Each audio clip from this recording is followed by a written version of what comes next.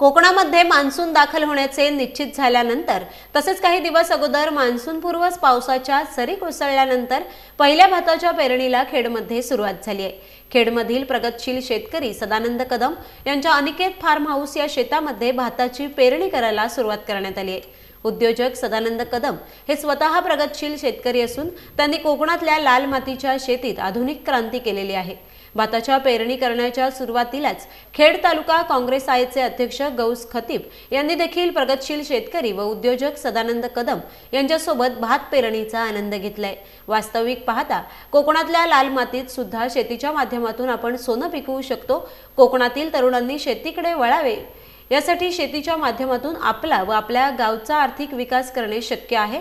याचे मूर्तिमंत उदाहरण उद्योजक सदानंद कदम यांनी स्वतःच्या शेतीमधून दाखवून दिले। राजकारणातल्या व्यक्तीने देखील याचाच आदर्श घेऊन तरुणांना शेतीकडे वळण्यासाठी प्रोत्साहन दिले पाहिजे असं मत प्रगतशील शेतकरी व उद्योजक सदानंद कदम यांनी व्यक्त केले।